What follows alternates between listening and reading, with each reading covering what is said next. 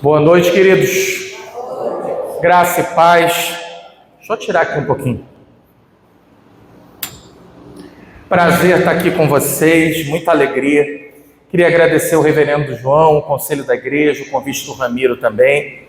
E que essa alegria pela revitalização da igreja, pelo crescimento, não só físico, mas o crescimento espiritual, acompanhe vocês sempre. Porque toda obra, ela sempre é impulsionada pelo Senhor. E a alegria dele é ver cada vez mais pessoas chegando, gente transformada, cheia do Espírito Santo, e não só uma vida, mas famílias transformadas em nome de Jesus. E que essa transformação comece por nós, pelas nossas casas, onde cada um vai ser testemunho vivo desse Deus que transforma histórias. Amém? Queria convidar você a abrir sua Bíblia lá no Evangelho de João. Evangelho de João, no capítulo 13.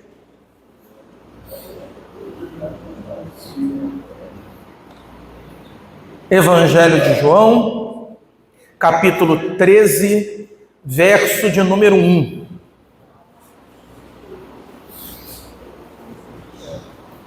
João 13, verso 1. Você que encontrar e puder, fica de pé para nós lermos juntos a palavra do nosso Deus. Evangelho de João, capítulo 13, verso de número 1. Eu vou pedir para você, ao longo do tempo que eu estiver falando aqui, deixar sua Bíblia aberta, que eu vou ficar indo e vindo com você no próprio Evangelho de João, para que a gente possa ver o que Deus fala conosco através dessa palavra tão bendita. João 13, verso 1, todo mundo achou? Amém? Amém. Deixa sua Bíblia aberta. Quantos evangelhos a gente tem na Bíblia? 4. Os 3 primeiros evangelhos são chamados de evangelhos sinóticos. São os evangelhos que enxergam a narrativa de Jesus da mesma ótica, do mesmo jeito, da mesma forma. Por isso, quando você lê Mateus, Marcos e Lucas, você vê algumas passagens parecidas. E você fala assim, eu já li isso em algum outro lugar. Porque é comum esses evangelhos repetirem as passagens. Cada um com seu enfoque, cada um com a sua direção, obviamente. E a gente tem o Evangelho de João. O Evangelho de João ele é um pouquinho diferente. Para você ter uma ideia da cronologia e da história, o Evangelho de Mateus ele é escrito por volta do ano 60, ano 65. Se você for pensar que Jesus morreu por volta do ano 30, então mais ou menos aí 30, 35 anos da morte de Jesus. E o Evangelho foi escrito porque as testemunhas oculares estavam morrendo. Então essa história tem que ficar registrada, tem que ficar escrita. As cartas são escritas primeiro que os evangelhos, porque a carta é para resolver problema da igreja. E o evangelho é para guardar a revelação do nosso Deus. Mas voltando, Mateus ano 60, 65, João ano 90. É muito tempo depois. São praticamente 30 anos depois que marcam uma distância da escrita de um evangelho para o outro. Então o objetivo do evangelho de João, de alguma maneira, é relatar aquilo que ainda não tinha sido contado. E foi assim que o Espírito Santo iluminou a vida de João, falando, olha só, coloca aí aquilo que ninguém ainda falou. Então eu queria que você abrisse a sua Bíblia em João capítulo 2, para a gente fazendo um tour aí pelo Evangelho. Evangelho de João capítulo 2. O que a gente tem aí? É o primeiro milagre de Jesus, é a narrativa das bodas de Caná da Galileia. Só tem no Evangelho de João. Tem mais em lugar nenhum. É onde Jesus transforma a água em quê? Em vinho. E isso acontece num casamento. Depois a gente tem o capítulo 3. É a história onde o Nicodemos vai visitar Jesus. E ele vai de noite porque ele não quer ser visto. Ele tem medo de sofrer uma represália lá no ambiente do judaísmo, já que ele é um fariseu. Só tem no Evangelho de João. Vai mais um pouquinho, João capítulo 4, é o encontro de Jesus com a mulher samaritana, onde Jesus vai revelar a vida dela de alguma maneira para ela, e ela fica constrangida, e a pergunta dela é, onde que adora? E aí Jesus diz que chegou o tempo em que Deus está atrás de verdadeiros adoradores que o adorem em espírito e em verdade. Capítulo 4, isso. Capítulo 5, é a cura de um paralítico em Betesda. E a gente vê como Deus age ali, como Jesus foi para aquele lugar para realizar esse milagre. Depois vai para o capítulo 8. É o encontro de Jesus com aquela mulher adúltera. E como Deus trabalha essa história, como Deus age, como Deus faz tudo novo na vida dela. Depois, como eu gosto sempre de falar, João capítulo 9 é a passagem com maior teologia por metro quadrado da Bíblia. É um capítulo inteiro contando uma história maravilhosa em que Jesus traz à vista aquele que não enxergava e de alguma maneira cega aqueles que acham que enxergam as coisas de Deus. Depois a gente vai para o capítulo 11, João 11 diz da ressurreição de Lázaro. É Jesus de alguma maneira prefigurando aquilo que aconteceria com ele poucos dias depois, que é sair do túmulo e voltar a viver ressuscitado. Depois, e é sobre isso que eu quero falar com você nessa noite, João capítulo 13, Jesus lavando os pés dos discípulos. Preste atenção aqui em mim. Até o capítulo 12 de João, o evangelho ele é pregado, é para todo mundo, é o ministério público de Jesus. No capítulo 13, começa a preparação dos discípulos para o sofrimento, para a morte e para a ressurreição de Jesus. É Jesus falando para os discípulos o seguinte: até aqui eu fiz na frente de todo mundo, nessa última semana é só com vocês, e eu quero preparar vocês porque eu não vou estar mais com vocês, mas eu vou enviar um outro, semelhante a mim. Quem é? É o Espírito Santo. Do capítulo 13 para frente é a semana da Páscoa, e Jesus está no cenáculo com seus discípulos, e ele está dizendo o seguinte: olha, eu vou ser preso, eu vou ser torturado, eu vou ser crucificado, eu vou ser morto. Estava muito perto daquilo começar a acontecer, era a hora da Páscoa ser servida. E aí eles estão ali no cenáculo e alguém tem que realizar um ato de hospitalidade. Hoje, quando você chega na casa de alguém, como é que alguém te recebe? Fala: senta aqui, quer um copo d'água? Está precisando de alguma coisa? E tenta criar um ambiente de conforto para a pessoa, não é isso? Como é que era no mundo antigo? As pessoas andavam de sandália. E você andar de sandália no deserto, no ambiente empoeirado, é um problema sério. Então, quando você chegava na casa de alguém, uma pessoa, geralmente o servo mais humilde, ele era responsável por pegar uma bacia, encher de água, lavar o pé daquele visitante, secar esse pé e encaminhar ele para uma refeição.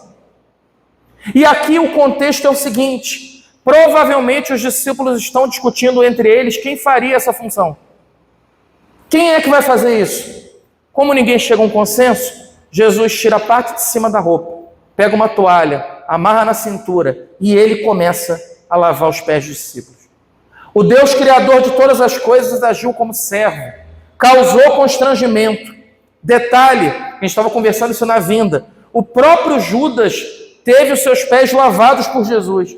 E quando ele termina, ele diz o seguinte: vocês entenderam o que aconteceu aqui? Eu sou mestre e senhor, e eu agi assim para dar o exemplo, para que nós façamos uns pelos outros. Esse texto que eu vou ler com você fala de serviço, e fala mais uma coisa: a humildade é a porta de entrada para o reino dos céus. Amém? Amém. Queria ler o texto com você, Evangelho de João, capítulo 13, verso 1, o que diz a palavra do nosso Deus? Ora, antes da festa da Páscoa, sabendo Jesus que era chegada a sua hora de passar deste mundo para o Pai, tendo amado os seus que estavam no mundo, amou-os até o fim.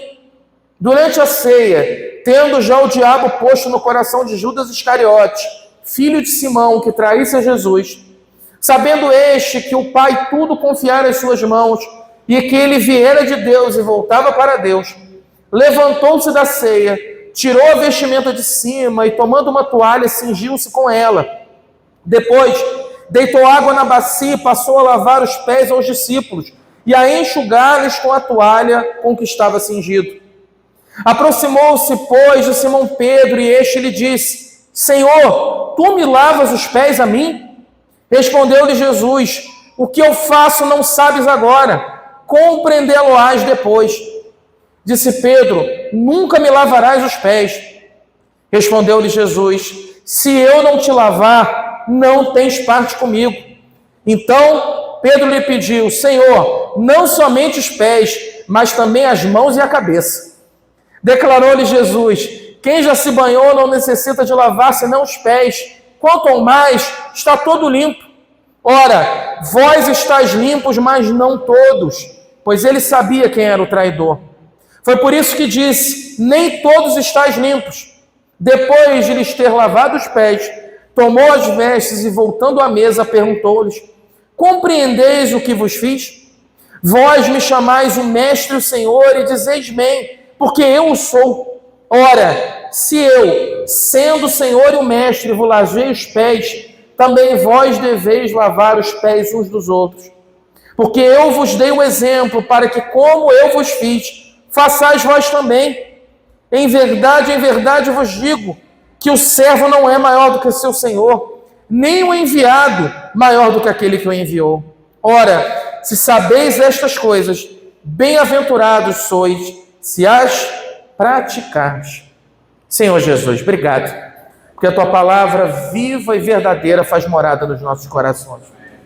Ensina a gente que o caminho do evangelho não é o caminho do orgulho, mas é o caminho do serviço, é o caminho da humildade, é não disputar quem é o maior, quem é o melhor, mas entender que o maior é Jesus de Nazaré. Todos nós estamos aqui para servir e para cumprir a tua vontade, por isso, coloca isso no nosso coração. Faz assim, Pai, em nome de Jesus, através do poder do Espírito Santo. Amém. Amém. Você pode sentar, querido.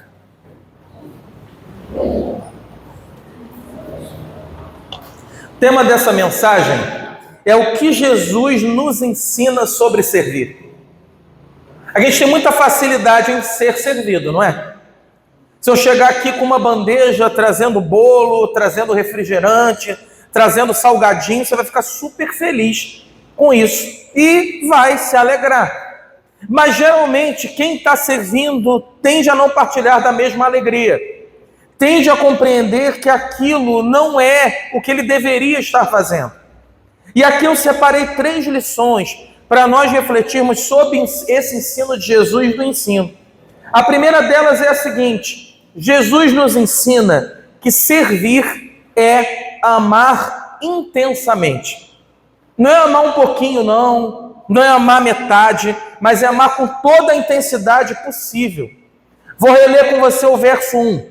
Ora, antes da festa da Páscoa, sabendo Jesus que era chegada a sua hora de passar deste mundo para o Pai, tendo amado os seus que estavam no mundo, amou-os até ao fim. A expressão aqui significa amar com o máximo do amor. É amar de um jeito que não dá para amar mais do que aquilo. E a indicação aqui é de um amor que alcança a sua finalidade.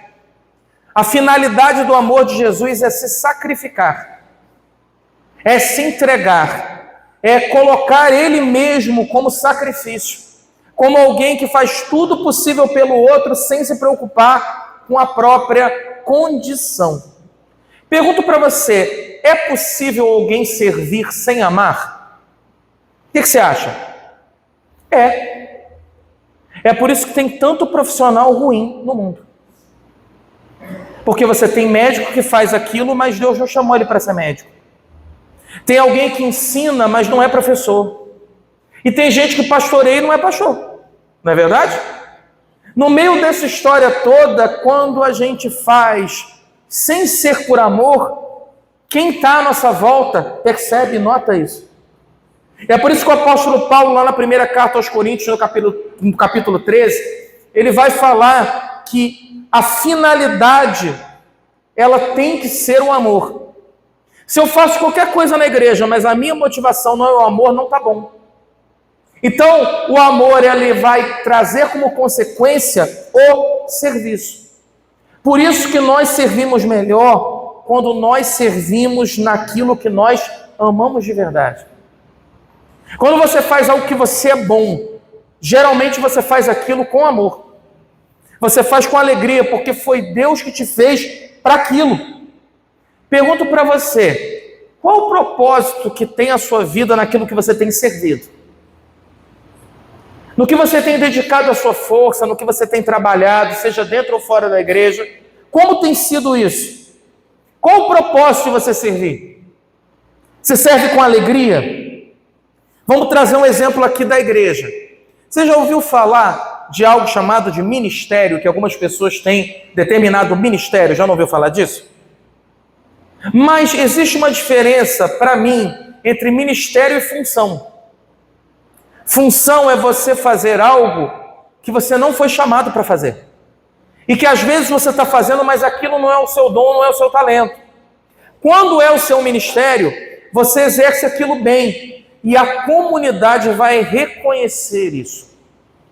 A igreja vai olhar e vai falar assim, você foi chamado para isso. Por isso, a nossa caminhada cristã, seja dentro ou fora da igreja, é fugir das funções e caminhar para o nosso ministério. Jesus ensina aqui nesse texto que servir é um privilégio. Quando você está na igreja servindo, você tem que ser alegre. Olha que mais interessante ainda. Esse foi um dos últimos ensinamentos de Jesus. Talvez porque seja um dos mais importantes. Talvez por isso João escreve com tanto detalhe sobre isso. Sobre a necessidade de nós servirmos mais e mais. Quer ver um detalhe?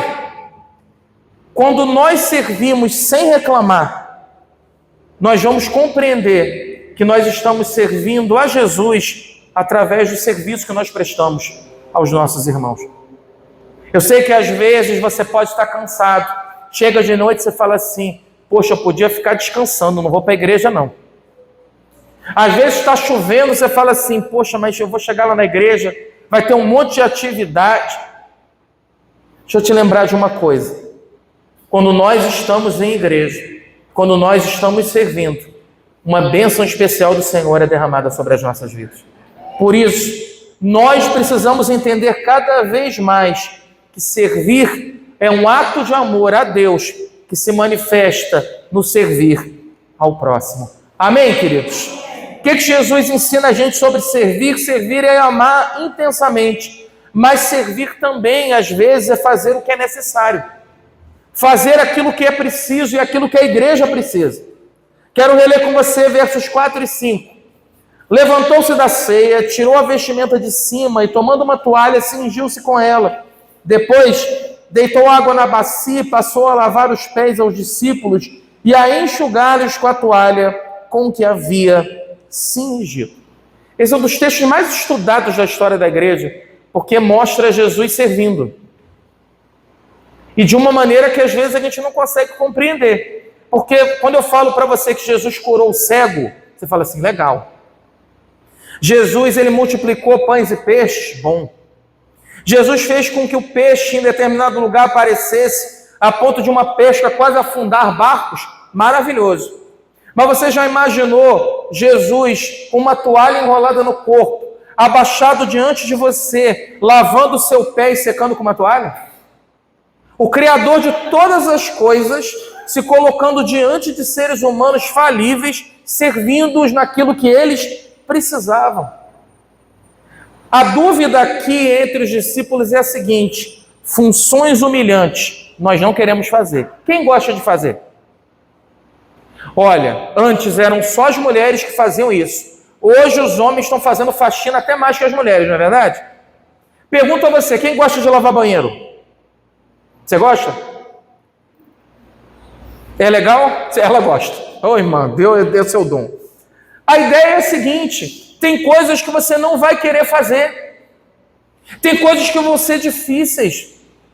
Mas se você faz tudo entendendo o que você está fazendo para a glória de Deus, aquilo se torna leve. O que é mais fácil? A gente está aqui na frente ou a gente está aí atrás limpando o banco? Varrendo a porta da igreja, assistindo o irmão que está passando ali, no horário do culto, estar fora orando para que o culto seja uma bênção. Tudo dá no mesmo, tudo é função no reino de Deus. E Jesus escolhe limpar sandálias e pés sujos. Sinal de hospitalidade. Sabe por que Jesus faz isso? Sabe como é que a ceia era celebrada? Não era numa mesa. Você tinha almofadas e você reclinava na almofada. Então as pessoas comiam deitadas com uma mão acessando a mesa. Se eu estou deitado, o meu pé está onde? No rosto do outro. Então, o que Jesus está fazendo ali? Para que tenha condições de ter essa celebração da ceia, eu vou fazer aquilo que ninguém quer fazer. Jesus, o Senhor da glória, está recebendo bem os seus discípulos. Queridos, servir bem, muitas das vezes, é fazer aquilo que os nossos irmãos necessitam. Te pergunto, onde e como nós temos servido? De que forma nós temos feito isso? Às vezes a gente está na igreja disposto a servir, mas às vezes a gente está na igreja já há um tempo e se esconde um pouquinho. E fala assim, o irmão já está fazendo, o louvor está uma bênção, já está cheio de gente aqui, a junta diaconal também. E olha, esse ministério que está surgindo agora, não, mas já tem um monte de irmão ali, deixa eu ficar aqui quietinho no meu banco, e aí quando termina o culto eu aperto a mão dos irmãos e vou para casa. Meu irmão, não se esconda na igreja, amém? Se coloca à frente, vai servir, pergunta para os pastores, pergunta para a liderança. Tem um ministério que eu tenho certeza que você é útil, que é o ministério da oração. Pergunto mais, você tem feito o que é necessário? Ou você está fazendo aquilo que já tem um monte de gente fazendo? Um monte, não precisa mais. Isso talvez seja um sinal que Deus quer você em outro lugar, fazendo outra coisa na igreja, servindo de outra forma. Às vezes, fazendo o trabalho que é mais leve, se tornar, de alguma forma, mais leve ainda. O chamado de Deus para você é para que você sirva a Ele naquilo que Ele te chamou, naquilo que Ele tem colocado no seu coração. Às vezes a gente fica esperando na igreja alguém chamar a gente. Olha, se o pastor me chamar, eu sirvo. Se a liderança me chamar, eu sirvo. Se Deus colocou no seu coração que você tem que servir, procura a liderança da igreja e fala assim, Deus tem me chamado para servir, eu não sei onde, mas eu quero servir. E eu tenho certeza que Deus vai abrir uma porta para você servir e servir com alegria naquilo que é necessário em nome de Jesus. Amém, queridos? O que a gente aprende aqui com esse texto? Primeiro, Jesus ensina para a gente que servir é amar intensamente. Ensina também que servir é fazer o que é necessário. Mas ensina para nós, uma das lições mais importantes, que servir é uma forma de ensinar. Como é que a gente aprende a maioria das coisas na vida? Vendo o outro fazer. Quer ver um exemplo? Como é que você aprende a cozinhar? Você fica olhando uma pessoa fazer, depois você se atreve a fazer e aquela pessoa corrige os seus erros. Como é que você ensina a dirigir? Como é alguém? Você vai ver alguém dirigindo, depois essa pessoa te coloca num carro de autoescola, você começa a dirigir, ela vai te corrigindo e depois você dirige sozinho. Como é que a gente aprende as coisas do reino de Deus? Você vê um crente, aí o crente te ensina a ser crente, depois você vai ensinar outros a ser crente também. Servir é uma forma de ensinar. E o que esse texto fala para a gente? Eu quero reler com você do verso 12 até o verso 17. Depois de lhes ter lavado os pés, tomou as vestes e, voltando à mesa, perguntou-lhes, compreendeis o que vos fiz? Vós me chamais o mestre, o Senhor, e dizeis bem, porque eu sou. Ora, se eu, sendo o Senhor e o mestre, vos lavei os pés, também vós deveis lavar os pés uns dos outros, porque eu vos dei o exemplo, para que como eu vos fiz, façais vós também. Em verdade vos digo que o servo não é maior do que o seu Senhor, nem o enviado maior do que aquele que o enviou. Ora, se sabeis estas coisas, bem-aventurados sois, se as praticardes. Amém? Querido, os discípulos de Jesus aqui aprenderam uma lição das mais importantes e das mais doídas. E Pedro aqui já mostra que ele entendeu. Para você ter uma ideia, procura na sua Bíblia aí, ou lembra, aonde Jesus fala assim, eu sou mestre e Senhor. Tem em algum lugar? Tem alguns lugares onde Jesus fala quem ele é. Aqui. Ele fala também quando ele está diante de Pilatos e diante dos sacerdotes, quando viram para ele, fala assim: eu faço você jurar em nome de Deus que você diga quem você é. Aí ele fala assim: eu sou o filho do Deus Altíssimo. E a outra é em Apocalipse ali do capítulo 4 até o capítulo 6, que é onde Jesus aparece no trono, governando a história e guiando a história para o seu final.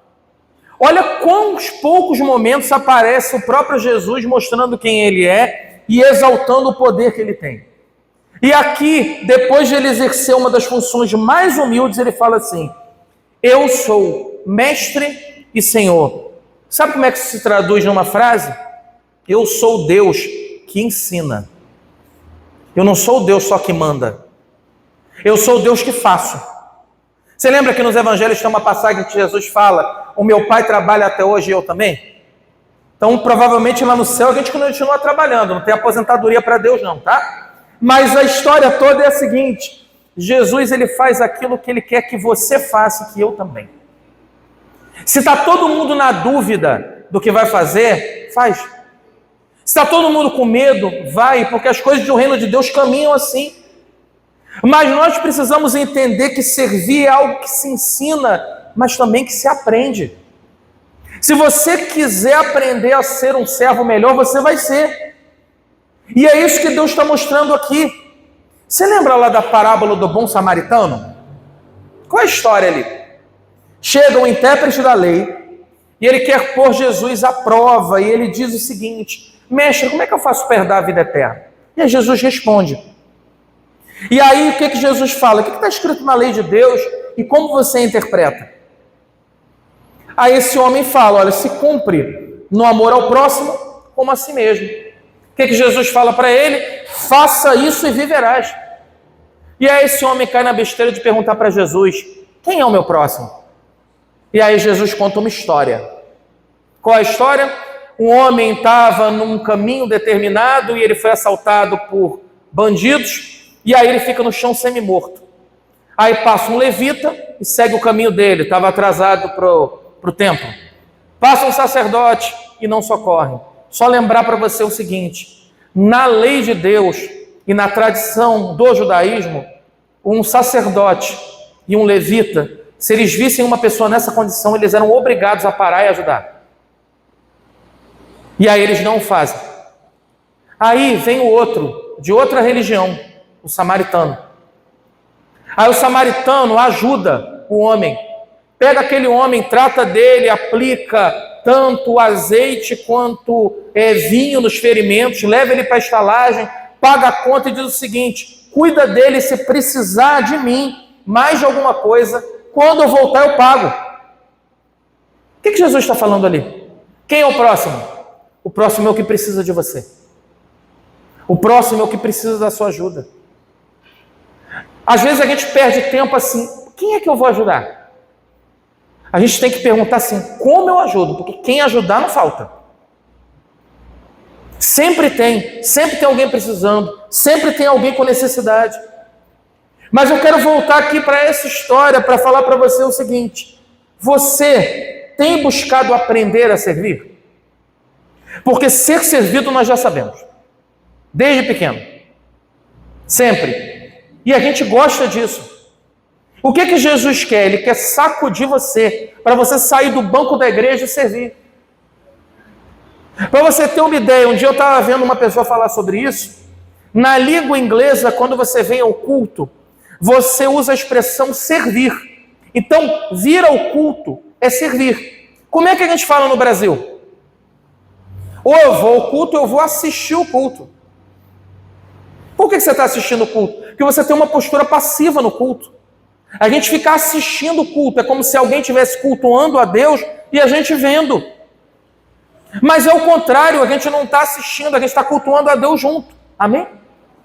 E a gente está servindo a Deus quando a gente está aqui também. Te pergunto, sua vida tem servido de exemplo para outras pessoas com relação ao serviço? Algo que eu queria convidar você não para orar mais tarde, para você orar nesse instante. Qual é o seu chamado? Qual é o seu dom? Você sabe? Aí você olha para mim e fala assim, Leonardo, eu já estou mais velho, né? Não tem mais dom, não. Aí chega um, não, mas eu estou muito novo, Deus ainda vai falar comigo sobre o dom. E quem disse que tem idade? Lembra lá de Caleb? Eu adoro aquela passagem que ele fala, tá vendo aquela montanha ali é minha. Eu estou com a mesma disposição que eu tinha quando era novo. E vamos embora. Deus vai fazer, Deus vai dar o jeito dele. Eu queria convidar você a fazer o seguinte. Baixe sua cabeça, feche seus olhos e ora pedindo a Deus o seguinte.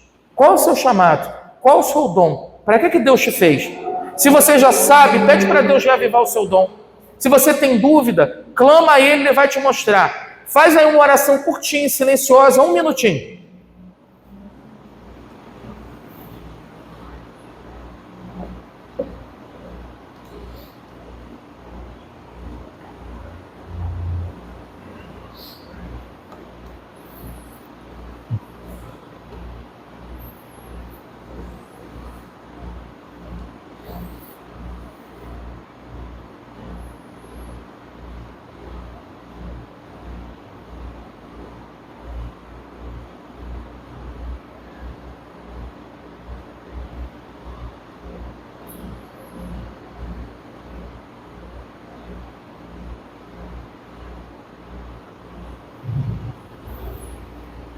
Amém? Ore por isso cada vez mais.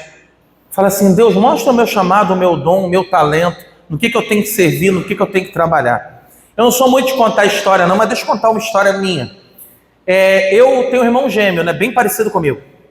E desde pequeno, uma das brincadeiras que a gente tinha era um dar aula para o outro. E na nossa cabeça, a gente queria ser professor. E de alguma maneira, Deus tinha colocado aquilo ali na nossa vida. E aí, quando você vai fazer o vestibular, o que você fala assim? Eu vou ser professor, vou passar dificuldade financeira, né? A gente foge daquilo.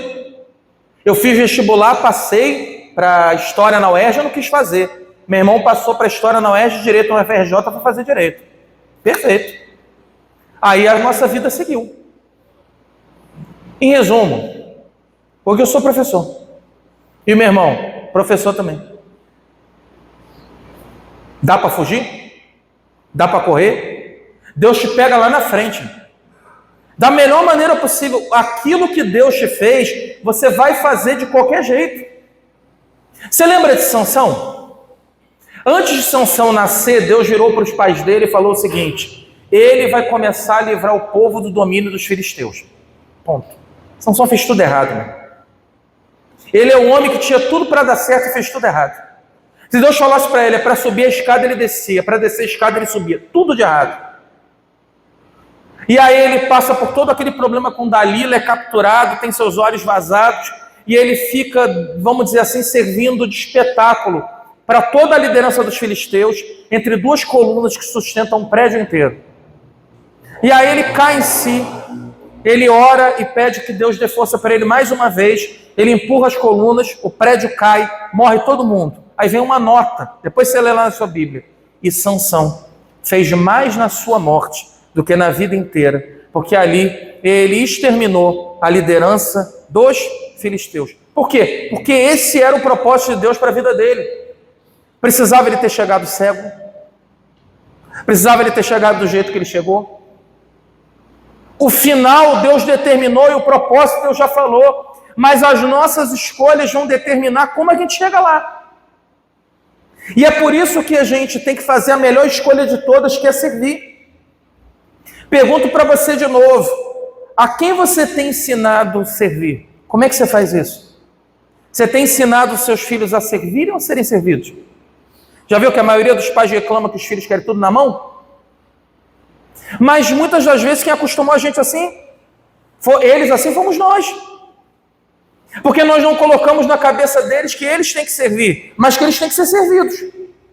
Mais ainda, com quem você aprendeu ou com quem você aprende a servir? Toda passagem tem um propósito. Eu olho aqui e falo assim, Deus, eu entendo, mas eu esperava encontrar tudo nas páginas da Bíblia, menos o Deus que criou tudo lavando o pé de gente. Essa eu não consigo entender. Sabe por que essa história está aqui?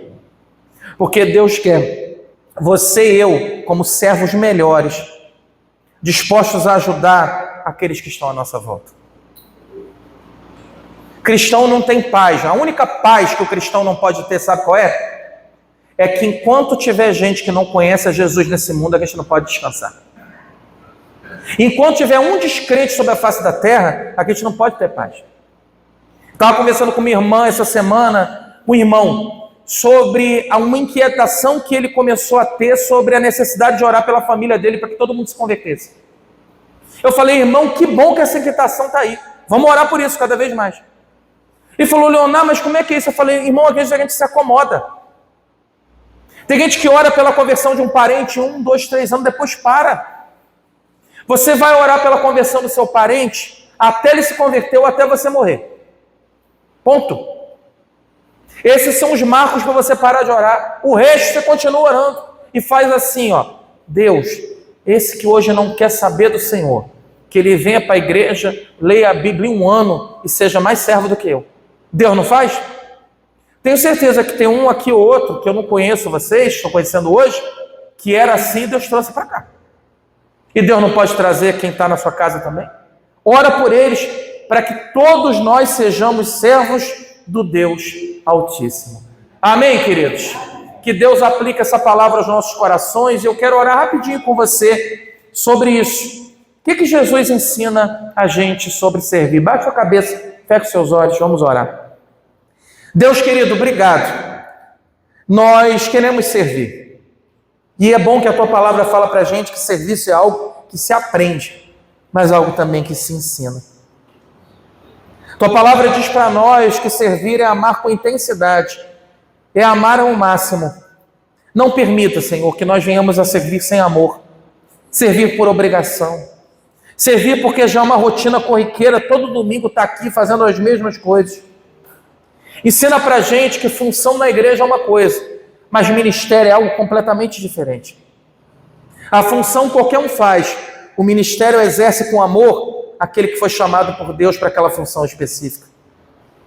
E ajuda, Senhor, a gente a servir sem reclamar, com alegria, com um sorriso no rosto, porque servir é um privilégio que deve gerar alegria em nós e também naqueles que estão à nossa volta. Deus querido, ensina para a gente também que servir é fazer aquilo que é necessário, às vezes fazendo aquilo que ninguém quer fazer, e que as funções que às vezes parecem humilhantes para nós, elas não são se são feitas para Jesus. Nós precisamos querer também servir onde há necessidade. Senhor, que a gente se pergunte sempre onde e como temos servido, e que possamos servir com o coração pleno de alegria, no lugar onde fomos chamados e no lugar, por isso, onde vamos frutificar. Por último, Senhor, ensina-nos que servir é uma maneira de ensinar também. Jesus se identifica como o Deus que ensina, o Deus que faz para mostrar como é. E essa é uma das mais importantes lições desse evangelho. Jesus faz o que ele espera que nós façamos, como seus discípulos. Serviço é um caminho de ensino, mas também de aprendizagem. E nós aqui, Pai, como tua igreja reunida nessa noite, clamamos, ajuda-nos a sermos melhores servos para ajudar aqueles que estão próximos de nós. Faz assim, derrama a tua unção e a tua graça sobre as nossas vidas nessa noite. Tudo isso em nome de Jesus. Amém. Amém, queridos, que Jesus aplique essa palavra aos nossos corações.